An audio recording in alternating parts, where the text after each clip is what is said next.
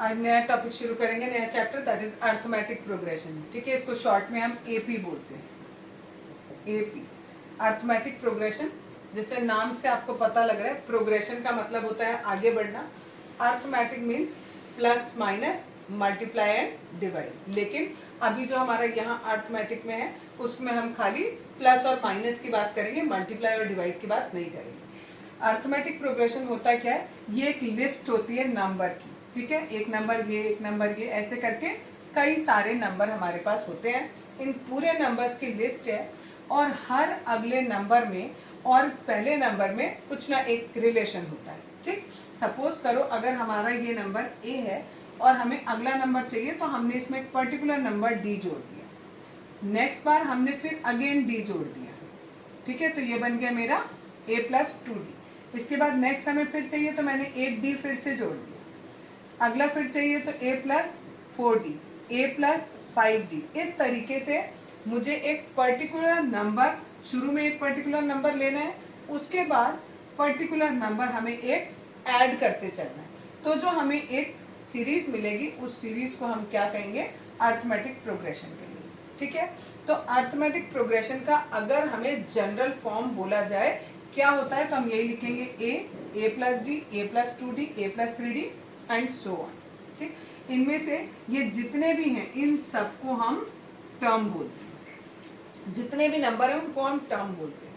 जो हमारा पहला वाला है इसको हम फर्स्ट टर्म बोलते हैं। ठीक है, जिसमें हमें लास्ट टर्म गिवन होता है उसको हम स्मॉल एल से रिप्रेजेंट करते हैं, उसको हम लास्ट टर्म कहते हैं। और ये जो हमने डी जोड़ा है इसमें, इसको हम कॉमन डिफरेंस कहते हैं। इसको कॉमन डिफरेंस हमने क्यों कहा, क्योंकि हम शुरू के दो में देखें तो इन दोनों में कितने का अंतर है, डी का अंतर है। इन दोनों में अंतर देखें तो कितने का है, डी का अंतर है। इन दोनों में अंतर देखें तो कितने का है, डी का है। यानी सब कंसेक्यूटिव जितने भी हमारे टर्म्स हैं उन सारे टर्म्स में एक कॉमन डिफरेंस है, इसीलिए इस डी को हम क्या नाम देते हैं, कॉमन डिफरेंस नाम देते हैं। ठीक है, और इसे हम बोलते हैं एपी। एपी अब हमारी दो तरीके की होती है, एक हमारी फाइनाइट एपी होती है और एक इनफाइनाइट एपी होती है। फाइनाइट एपी है उसका मतलब उसमें नंबर ऑफ टर्म्स फिक्स हो। ठीक, जैसे हमने सपोज 1, 3, 5, 7, 9, अगर मैं ये खाली 5 टर्म लिख दूं then it is finite AP. ठीक, और अगर इसी जगह मैं लिखूं 1, 3, 5, 7, 9, उसके बाद डॉट डॉट डॉट लगा तो ये मेरी हो जाएगी इनफाइनाइट। जो हमारी इनफाइनाइट एपी होती है उसमें हमारे पास लास्ट टर्म नहीं होता है। जो हमारी फाइनाइट एपी होती है उसमें हमारे पास लास्ट टर्म होता है। फर्स्ट टर्म दोनों में होगा, कॉमन डिफरेंस हम निकाल लेंगे। कॉमन डिफरेंस निकालने के लिए हम क्या करेंगे, जो भी दो हमारे टर्म्स हैं, कंसेक्यूटिव टर्म्स हैं, उनको हम सब्ट्रैक्ट कर लेंगे तो हमें क्या मिल जाएगा, हमें कॉमन डिफरेंस मिल जाएगा। ठीक है, अच्छा एक चीज और, जो हमारा फर्स्ट टर्म है उसको हम स्मॉल ए से रिप्रेजेंट करते हैं या हम इसको A1 भी लिख सकते हैं। जो हमारा सेकेंड टर्म है उसको हम A2 लिखेंगे। ठीक है, ऐसे ही जो थर्ड टर्म है उसको A3, A4 and so on. तो जो हमारा nth टर्म होगा, अगर फाइनाइट नहीं है, सपोज इनफाइनाइट है, तो जो हमारा nth टर्म होगा उसको हम an से रिप्रेजेंट करेंगे। ठीक है, जो हमारा ये d होता है कॉमन डिफरेंस, ये हमारा नेगेटिव भी हो सकता है, ये हमारा पॉजिटिव भी हो सकता है और ये हमारा जीरो भी हो सकता है। सपोज करो मैंने एक एपी लिखी 2,2,2,2,2 डॉट डॉट डॉट। ठीक है, तो ये मेरी कैसी, पहली बात तो इनफाइनाइट एपी हो गई। दूसरी बात ये कि ये एपी अगर मुझसे कोई पूछे कि ये एपी है या नहीं है तो yes it is an AP. क्यों, क्योंकि हर दो कंसेक्यूटिव टर्म के बीच में कितने का गैप है, 0 का गैप है। दैट मीन्स डी की वैल्यू कितनी है, 0 है। तो अगर ऐसा आता है तो भी वो क्या कहलाएगा, एपी कहलाएगा। ठीक है, अच्छा अब हमें अगर सपोज दिया जाए 2, 4, 6, 8, 10, अब मुझे ये बताना है कि ये एपी है या एपी नहीं है, तो मैं इसके लिए क्या करूंगी, डी निकालूंगी। डी निकालने के लिए ये A1 है, ये A2 है, ये A3 है, ये A4 है और ये A5 है। तो पहले मैं निकालूंगी A2 माइनस A1, इससे D निकालूंगी, फिर दूसरा निकालूंगी A3 माइनस A2, फिर तीसरा D निकालूंगी, A4 माइनस A3, फिर चौथा निकालूंगी A5 माइनस A4, यहाँ पर 4 माइनस 2, यहाँ पर 6 माइनस 4, यहाँ पे 8 माइनस 6 और यहाँ पे 10 माइनस 8। और हर एक में अगर मेरे d की वैल्यू सेम आएगी that means it is an AP। तो अगर मुझे ये बोला जाता है कि बताओ ये AP है या नहीं है, तो उसके लिए मुझे क्या कैलकुलेट करना होगा, d कैलकुलेट करना पड़ेगा। अगर मेरी d की वैल्यू या तो नेगेटिव में आए, नेगेटिव आए लेकिन सारे के सारे नंबर क्या हो, सेम हो। अगर सपोज -2 आ रहा होता तो यहाँ भी -2, यहाँ भी माइनस, यहाँ भी माइनस, यहाँ भी माइनस, चारों में सेम होना चाहिए, ठीक है। और या फिर पॉजिटिव आएगी या फिर 0 आएगी, तो ये मेरी क्या कहलाएगी, AP कहलाएगी, ठीक है। सपोज करो मुझे एक AP दिया हुआ है, सपोज दिया है 3, 6, 9, 12। अब नाउ हमें नेक्स्ट टर्म निकालना है, ठीक है। तो ये तो हमें देख के ही पता लग रहा है कि 3 का टेबल चल रहा है, 3, 6, 9, 12, देन आगे क्या हो जाएगा, 15 हो जाएगा। लेकिन सपोज करो अगर हमसे ये कहते कि इसी AP का हमें 10th टर्म निकाल के बताओ, ठीक है, 10th टर्म निकालो, तो कैसे निकालोगे, ठीक। तो हम उसके लिए फॉर्मूला होता है वो कैलकुलेट कर सकते हैं, और नहीं तो हम क्या करेंगे, ठीक है, बता ही देती हूँ तुम्हें, A प्लस 9D, ठीक है। अब ये कहाँ से आया, ये फॉर्मूला होता है, ये नेक्स्ट एक्सरसाइज है एक्चुअली, अभी बता दी मैंने आपको, तो अभी इसको छोड़ दो, मैं नेक्स्ट एक्सरसाइज में बताऊंगी। अभी यहाँ देखो कि अगर मुझे नेक्स्ट टर्म निकालना हो तो मैं क्या करूंगी, इन दोनों में देखा कितने का गैप है, 3 का, इन दोनों में देखेंगे कितने का गैप है, 3 का, इन दोनों में कितने का गैप है, 3 का, तो ऑब्वियसली अगले दो में भी किसका गैप होगा, 3 का। तो हम 12 में हम देखेंगे आगे वाला नंबर कैसे मिल रहा है, +3 करके, तो हमें इसमें भी क्या करना पड़ेगा, +3, तो हमें क्या मिल जाएगा, 15 मिल जाएगा, ठीक है। और जो अभी 10th टर्म वाला बताया वो नेक्स्ट एक्सरसाइज का है, तो नेक्स्ट में बता दूंगी। Example number 1 for the AP, ये हमें एक AP दे रखी है बुक में, ठीक है, ये इनफाइनाइट AP है, और इसमें हमसे उन्होंने फर्स्ट टर्म पूछा है और D पूछा है। फर्स्ट टर्म हमारा ये होगा जो फर्स्ट नंबर पे होगा, और D कैसे निकालते हैं, क्योंकि ये हमें ऑलरेडी गिवन है कि इट इज एन AP, तो हम क्या करेंगे, किसी भी एक टर्म में से उससे पहले वाले टर्म को सब्ट्रैक्ट कर देंगे। तो हमने इस वाले टर्म में से इस वाले टर्म को माइनस कर दिया। अगर हम चेक करना चाहें कि आगे भी सही है या नहीं, तो -1/2 में से -1/2 कर देंगे, इसका आंसर भी हमारा कितना आएगा, -1 आएगा, दैट मीन्स D सेम आएगा, ठीक।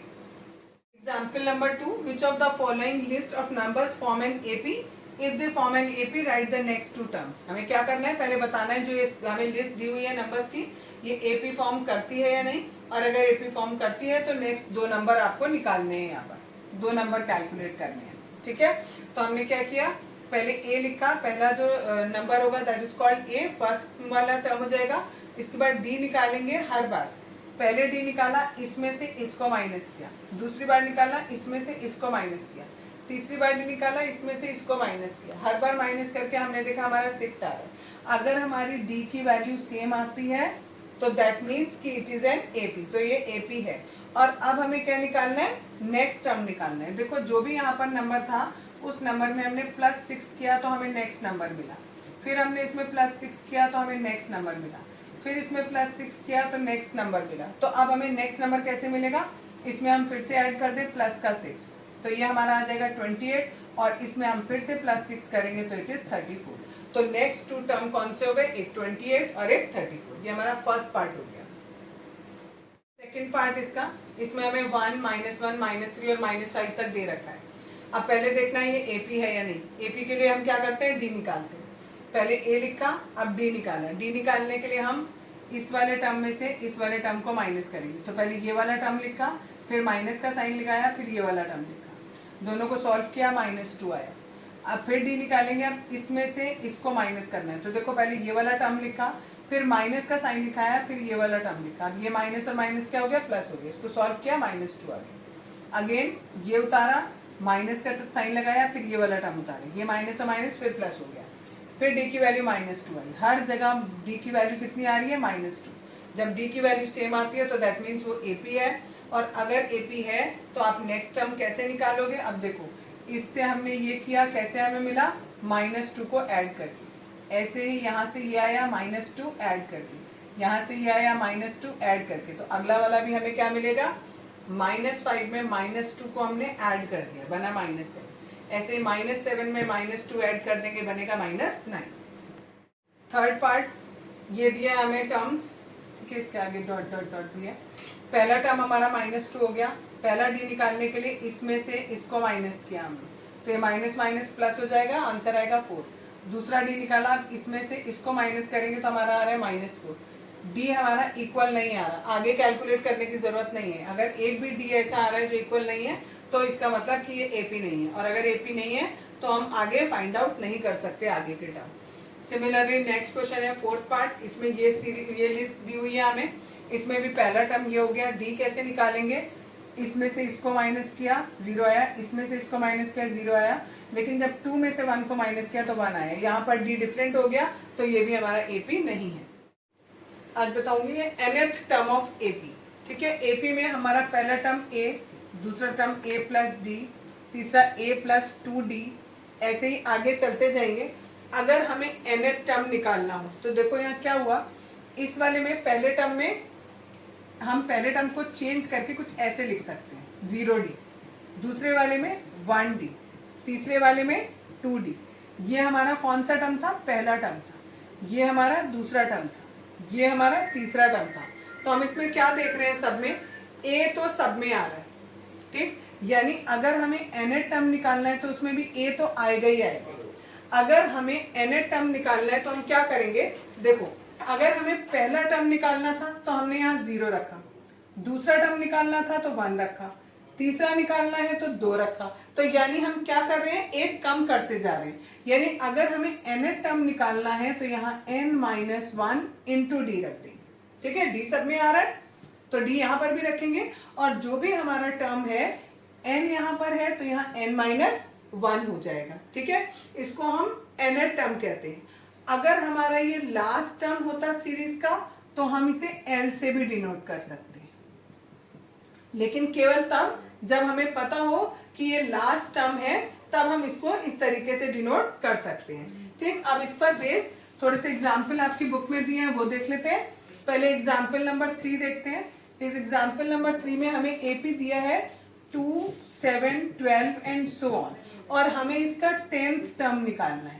10th टर्म का मतलब हुआ a प्लस 10-1 इंटू डी, यानी a प्लस 9d। आप ये 10-1 इंटू डी पूरा ना लिखो, डायरेक्ट 9d लिख दो, वो भी चलेगा, ठीक है।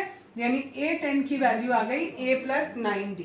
अब हमें a और d निकालना है। a की वैल्यू हमारी ये है, d कैसे निकलता है, इसमें से इसको माइनस कर दो, तो यानी a 10 की वैल्यू हो गई 2 प्लस 9 इंटू 7 माइनस 2 करेंगे तो हमारा आएगा 5। इसे सॉल्व करेंगे, ये 45 एंड दिस इज 47, तो यानी 10th टर्म हमारा 47 हो गया, ठीक है। नेक्स्ट देखो एग्जाम्पल नंबर 4।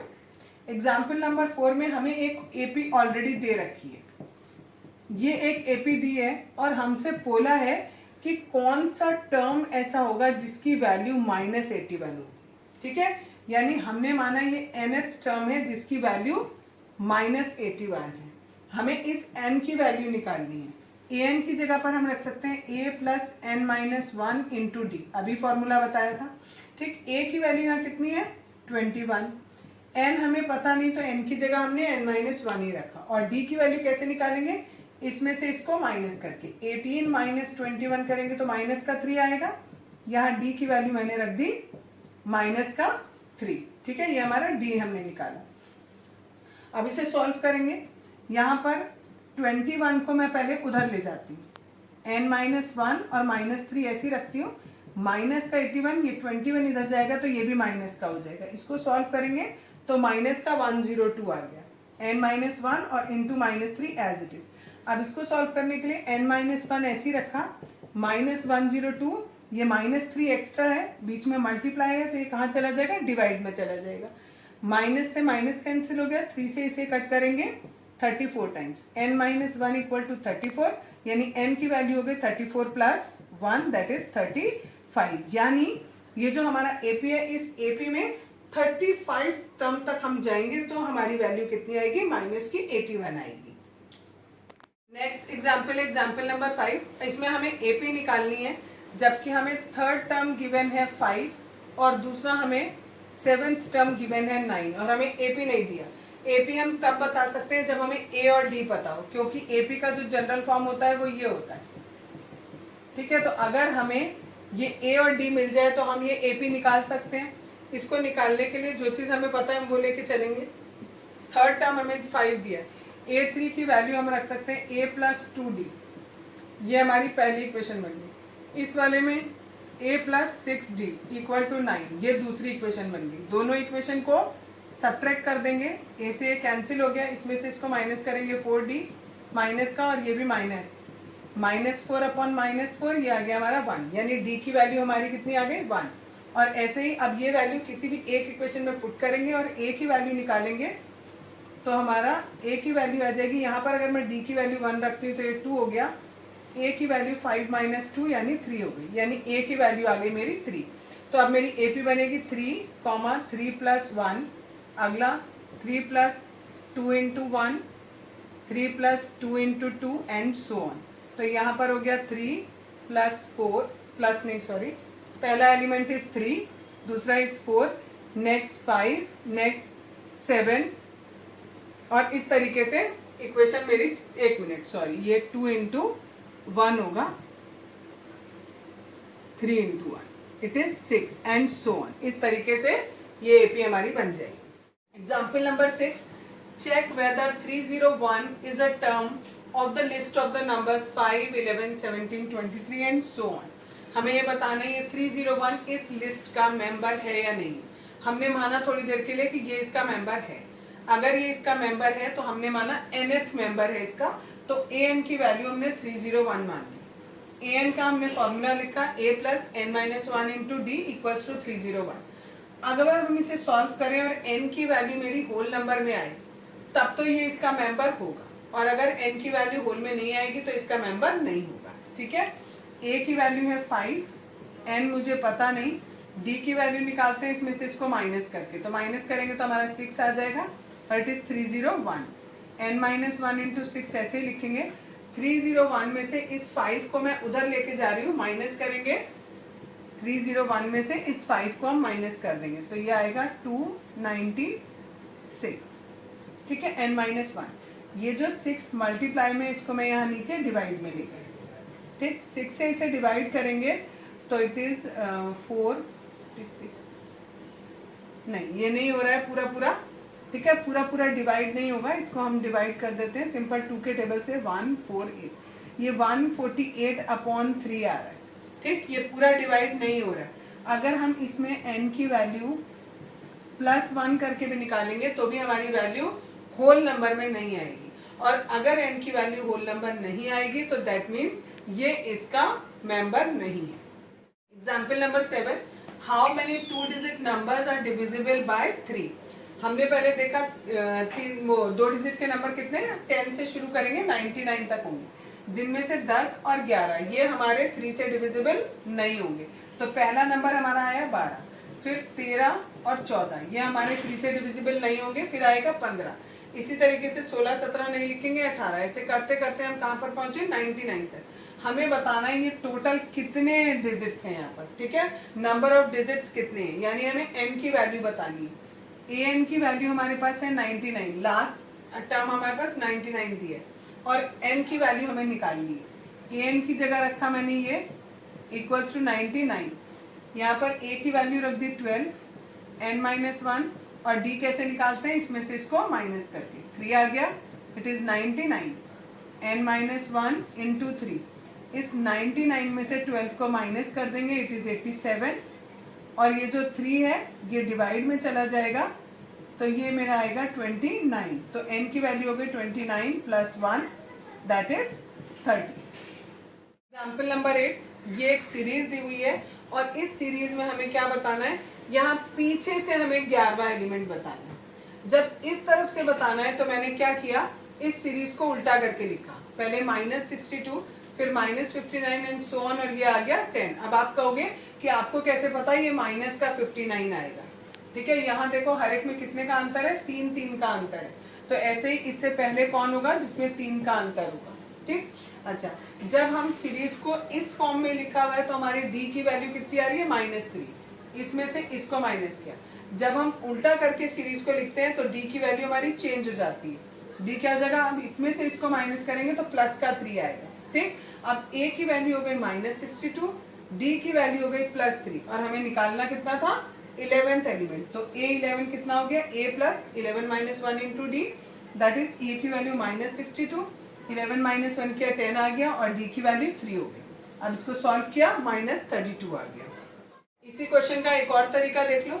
अगर हमें इस पूरी सीरीज को पलट के नहीं लिखना, ठीक है, अगर हम पलट के नहीं लिख रहे हैं, हम सीधे सीधे ही कर रहे हैं, तो हम क्या करेंगे, पहले हम ये देखेंगे कि इस पूरी सीरीज में टोटल मिलाकर कितने टर्म है। टोटल मिलाकर अगर सपोज हमारे पास n टर्म्स आते हैं तो हम क्या करेंगे, उस n में 1 ऐड करेंगे पहले, और फिर इस तरफ से जितना हमें निकालना है, सपोज हमें 11वां निकालना था तो n प्लस 1 में से 11 माइनस करेंगे, जो भी हमारा आंसर आएगा वो हमारी यहाँ से उसकी पोजीशन हो जाएगी। ठीक, तो अब देखो क्या किया हमने, पहले n निकालेंगे। n निकालने के लिए हमने इसको माना an, ये बराबर हो गया -62 के। इसका फॉर्मूला रखा a plus n minus 1 into d, सबकी वैल्यू रखी, a की वैल्यू ये, n minus 1 as it is, और d की वैल्यू थी -3 equal to -62।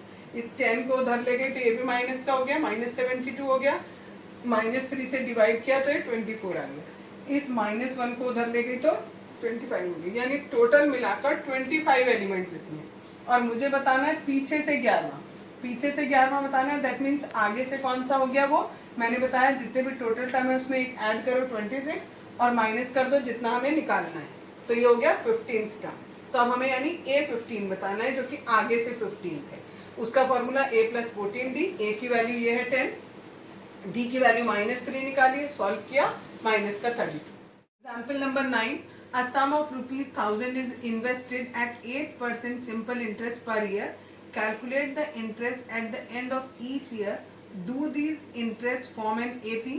If so, find the interest at the end of 30 years making use of this fact. आपको बोला 1000 रुपए लगाए हैं 8% इंटरेस्ट पर, और जितने भी सिंपल इंटरेस्ट आ रहे हैं हर साल, ठीक है, पहले साल का इंटरेस्ट निकाला, दूसरे का निकाला, तीसरे का निकाला, और हमें बताना है कि ये एपी में है या नहीं है। ठीक है, तो पहले साल का इंटरेस्ट निकालने के लिए फॉर्मूला लगाया P into R into T upon 100, यहाँ टी की वैल्यू 1 रखी।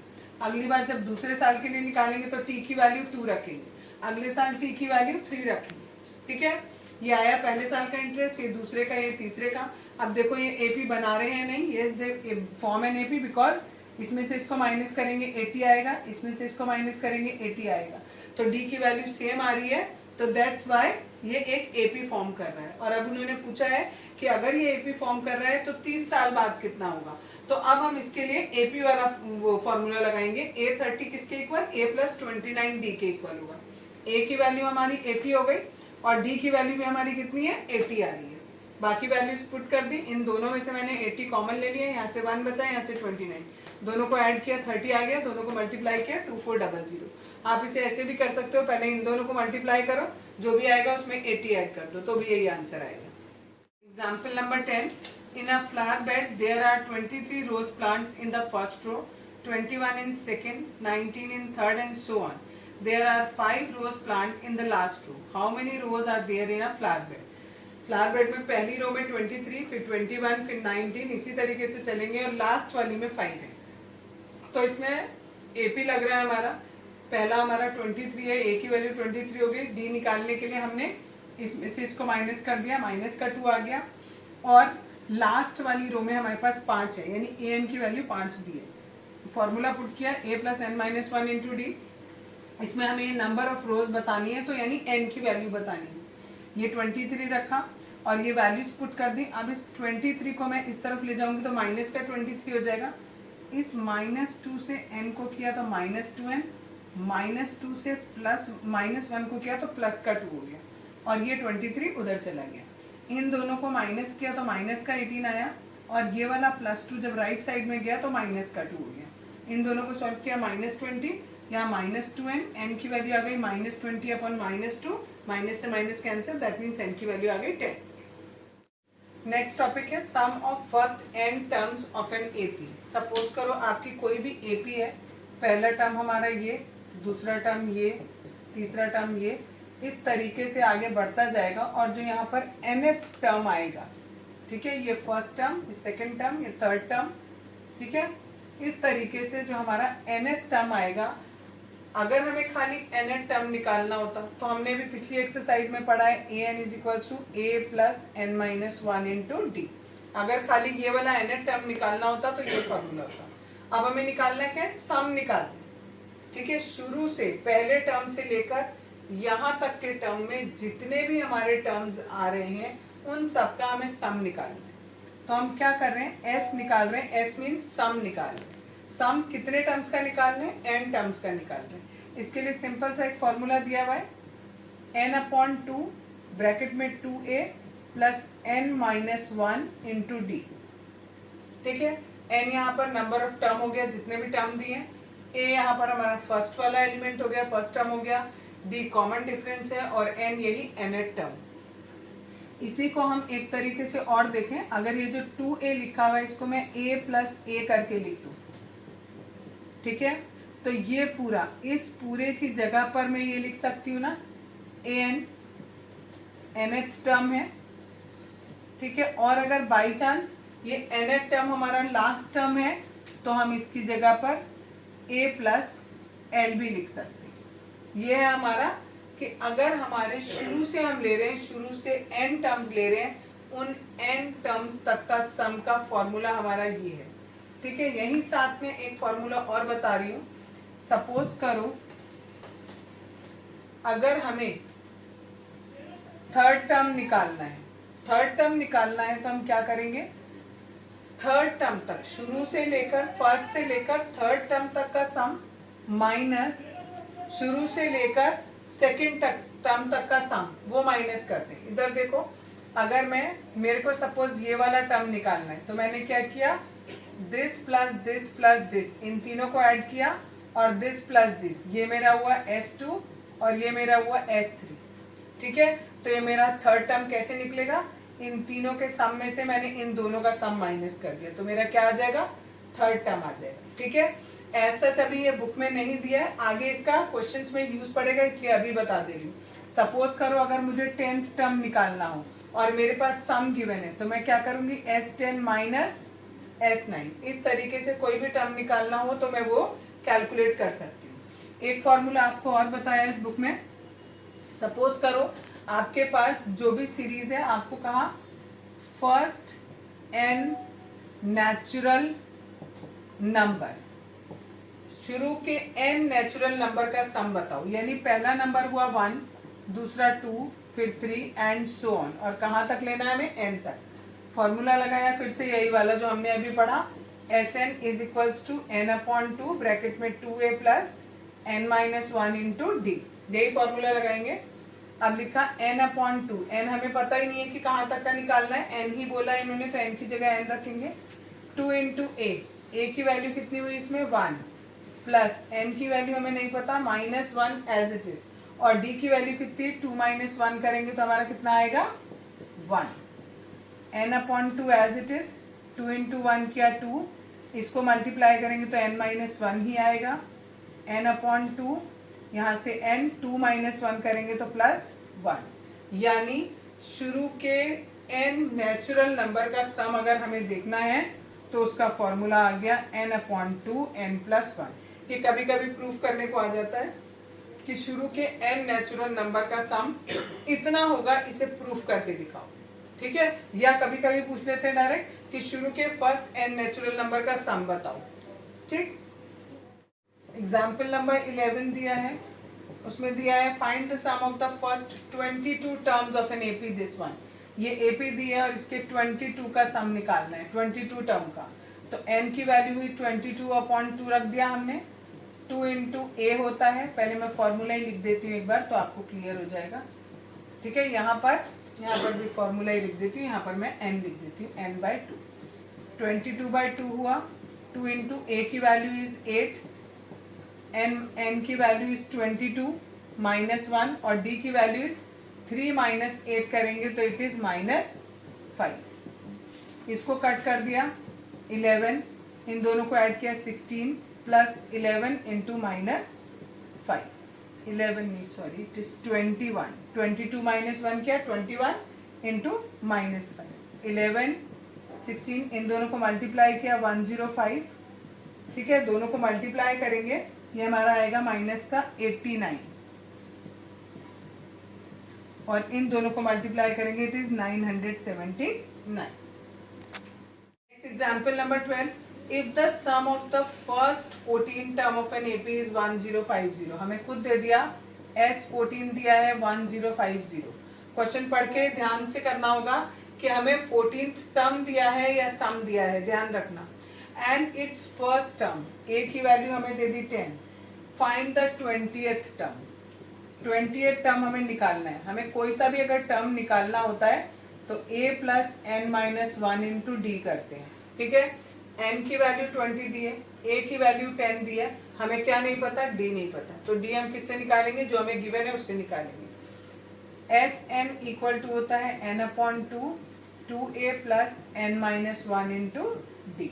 ठीक, एस एन की जगह रखा 1050, n की जगह 14 रखेंगे. क्यों रखेंगे, क्योंकि ये कितने का सम है, 14 टर्म का सम है. तो 14 अपॉन 2, a की वैल्यू 10 दी है, n की जगह 14 रखा, और d हमें नहीं पता. ठीक, इसको और इसको कट के 7 टाइम 1050, और ये 7 यहाँ आ जाएगा नीचे क्रॉस मल्टीप्लाई होकर. ये सॉल्व किया 20 प्लस 13 इंटू डी. ठीक है, इसको और इसको डिवाइड करेंगे, इट इज 150 हो जाएगा. इस 20 को मैं इधर ले आई माइनस करके, तो ये हो गया 130. अब इस 13 को भी डिवाइड करके नीचे पहुंचा दिया, तो आंसर आ गया हमारा 10. यानी डी की वैल्यू आ गई हमारी 10. डी की अगर 10 है तो A20 कितना होगा, ए की वैल्यू थी 10, एन की वैल्यू थी 20 माइनस 1 इंटू डी की वैल्यू है 10. यानी 10 plus 19 into 10, 10 plus 190, it is 200. यानी 20th टर्म हमारा 200 हो जाएगा. Example number 13. How many terms of AP, this 24, 21, 18 dot dot dot must be taken so that their sum is 78. कह रहे इस AP में हम कितने टर्म लें कि हमारा सम कितना आ जाए, 78 आ जाए. हमने माना हमने इसमें n टर्म लिए. अगर n टर्म लेंगे तो एस एन इक्वल टू कितना दिया है इन्होंने, 78. एस एन का फॉर्मूला लगाया n/2 2a plus n minus 1 into d equals to 78. ठीक है, सबकी वैल्यू पुट करेंगे. n हमें नहीं पता, n की जगह यही रखा 2 इंटू a की जगह हम रखेंगे 24. n हमें नहीं पता, d की वैल्यू कैसे आएगी, दिस माइनस दिस, तो -3 इक्वल्स टू 78. ठीक, अब यहाँ ये 2 नीचे है, इस 2 को हम क्रॉस मल्टीप्लाई करके यहाँ ऊपर पहुंचा देंगे, तो ये हो जाएगा n, यहाँ हो गया 48 माइनस 3n एंड प्लस 3. ये कैसे आया, इस -3 को n से करेंगे तो -3n, इस -3 को -1 से मल्टीप्लाई करेंगे तो प्लस का 3, और इक्वल्स टू ये 2 कहाँ पहुंच जाएगा, इसके साथ मल्टीप्लाई में पहुंच जाएगा, यानी 78 इंटू 2 यानी 156 आ जाएगा. अब इसको थोड़ा सा सॉल्व करेंगे, 48 और 3, ये हो गया 51 माइनस 3n इक्वल्स टू 156.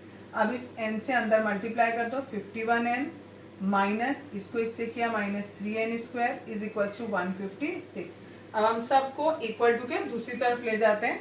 यहाँ 0 रख दिया, पहले लिखा 3n स्क्वायर, पहले स्क्वायर वाला लिखते हैं टर्म, फिर 51n और फिर प्लस का 156. सब में देखो 3 कॉमन आ रहा है, सबके सब 3 से डिविजिबल है, तो 3 मैंने कॉमन लेके इधर नीचे ले लिया. यहाँ बचा n स्क्वायर, यहाँ पर बचेगा 17 और यहाँ पर बचेगा 52. ठीक है, अब 52 के फैक्टर करेंगे, 3 से करते हैं, 3 से नहीं सॉरी 2 से करते हैं पहले 26, फिर 2 से करेंगे इट इज 13 और 4 को ऐड करेंगे तो हमारा 17 आ जाएगा. ठीक है, तो हम यहाँ पर मिडिल टर्म स्प्लिट करेंगे, 14 plus 13 plus 4 sorry n plus 52, n square minus 13n minus 4n plus 52. इन दोनों में से n कॉमन लिया, यहाँ बचा n माइनस 13, यहाँ 4 कॉमन लिया, यहाँ भी बचा n माइनस 13. अब इन दोनों में से ये n-13 कॉमन आ रहा है और दूसरे ब्रैकेट में n-4। तो n की हमारे पास दो वैल्यू आ रही है, एक 13 और एक आ रही है हमारे पास 4 वैल्यू। एग्जाम्पल नंबर 14 है, फाइंड द सम ऑफ, पहला पार्ट है द फर्स्ट 1000 पॉजिटिव इंटीजर। शुरू के पॉजिटिव इंटीजर ले रहे हैं, वो भी 1000। हमने 1 2 3 और ऐसे करके 1000 तक लिए। अभी बताया था थोड़ी देर पहले कि अगर हमारे पास nth टर्म है तो उसका सम कितना होता है, n+1/2। तो डायरेक्ट आप फॉर्मूला भी लगा सकते हो। यहाँ हो जाएगा 1000, यहाँ हो जाएगा 1000 + 1 डिवाइडेड बाय 2। 2 से इसको कट किया, ये 500 आएगा। 500 into 1001, इट इज 500500। ये हो जाएगा हमारा कितने 1000 टर्म का सम हो जाएगा। ठीक है, एक तरीका तो ये हो गया। दूसरा तरीका, अगर आप ये फॉर्मूला आपको ध्यान नहीं है तो आप कैसे निकाल सकते हो, S1000 is equals to 1000/2 bracket में 2 इंटू ए की वैल्यू कितनी है 1 प्लस n की वैल्यू कितनी है 1000 माइनस 1 इंटू डी कितना है 2 - 1 करेंगे तो 1। इसको कट कर दिया 500, इन दोनों को मल्टीप्लाई किया 2, इन दोनों को माइनस किया 999। It is 500 into 1001। फिर से आ गया भाई। लेट्स सेकेंड पार्ट देखो इसका, the first n positive integer. अब आपको n पॉजिटिव इंटीजर तक सम निकालना है, यानी Sn निकालना है। फॉर्मूला लिखा है n/2, 2a + n-1 into D. यहाँ पर हमें n की जगह पर n ही रखना है, क्योंकि हमें क्वेश्चन में बोला है n टर्म तक का सम निकालो। अब a की जगह पर मैंने रखा 1, क्योंकि ये मेरा a है, और d की जगह 2 - 1 करेंगे तो ये मेरा आ जाएगा प्लस का 1। तो इसकी जगह पर d की जगह पर भी मैंने 1 रख दिया। n/2, इन दोनों को मल्टीप्लाई किया 2, 1 से इस पूरे को मल्टीप्लाई करेंगे तो n-1। ये n/2 एज इट इज। यहाँ 2 में से 1 गया, 1 बचा प्लस n। तो फॉर्मूला हो गया n+1/2। एग्जाम्पल नंबर 15 देखो, find the sum of first 24 terms of the list of numbers whose nth term is given by an is equals to 3 + 2n। हमें AP नहीं दी, हमें AP का nth टर्म दिया है, उसकी वैल्यू ये दे दी। अब हमें पहले AP निकालनी होगी। जब हमें AP का पहला टर्म निकालना है तो n की जगह पर हम 1 रखेंगे और हमारा पहला टर्म आ गया 5। अब हम क्या करेंगे, n की जगह पर 2 रखेंगे। अब देखो a यहाँ n है, यहाँ 2 लिखा, इक्वल टू 3 + 2 इंटू 2 लिखेंगे, 3 + 4 इट इज 7। यानी फर्स्ट टर्म मेरा 5 आया, दूसरा टर्म 7 आया। एक और निकाल लेते हैं जिससे डी आसानी से क्लियर हो जाए कि सेम है या नहीं। 6 इज 9। नेक्स्ट टर्म हो गया 9। अब आगे डॉट डॉट डॉट, ये हमारी एपी बन गई। ये फर्स्ट टर्म हो गया, डी की वैल्यू 7 - 5 करेंगे तो 2 आ जाएगा। अब उन्होंने बोला है 24 टर्म्स का सम करो, यानी 24/2, 2 इंटू ए की वैल्यू कितनी है 5 प्लस n की जगह 24 माइनस 1 इंटू डी की वैल्यू इज 2। सॉल्व करो, 2 से इसको काटा 12, इन दोनों को मल्टीप्लाई करेंगे 10, इन दोनों को माइनस किया 13 into 2। It is 12, 10 + 26, it is 13 into 36, sorry 12 into 36। ठीक, अब दोनों को मल्टीप्लाई करेंगे, then it comes 672।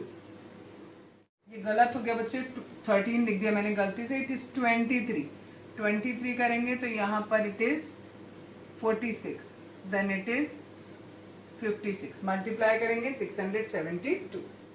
Example number 16, a manufacturer of TV sets produce 600 sets in the third year. तो थर्ड ईयर यानी A3 हमें दिया है 600, आगे दिया है and 700 sets in the seventh year, यानी A7 दिया है 700। Assuming that the production increases uniformly by a fixed number every year, find the production in first year. पहले साल का प्रोडक्शन बताना है, दैट मीन्स ए की वैल्यू बतानी है। और अगला बताना है the production in 10th year, यानी A10 बताना है। और तीसरा the total sum in first 7 year, शुरू के 7 सालों में टोटल प्रोडक्शन बताना है, दैट मीन्स हमें सम बताना है। ठीक है, तो पहले हम निकालेंगे कैसे इसमें, ये हमें A3 दिया है 600, A3 का मतलब हो गया A प्लस 2D और ये 600। कैसे निकाला ये A3? फॉर्मूला लिखा AN equals to A plus N minus 1 into d. इस फॉर्मूले से N की जगह पर 3 रखो तो यहाँ हो जाएगा A प्लस 3 माइनस 1 यानी 2D, तो यहाँ हो गया A प्लस 2D बराबर 600। सिमिलरली A7 में लिखेंगे A plus 6D equal to 700। दोनों इक्वेशन को सब्ट्रैक्ट करेंगे, ए से ये कैंसिल, इसमें से इसको माइनस किया माइनस का 40, इसमें से इसको माइनस किया माइनस 100, माइनस से माइनस भी कैंसिल हो गया, डी की वैल्यू 100/4 दैट इज 25।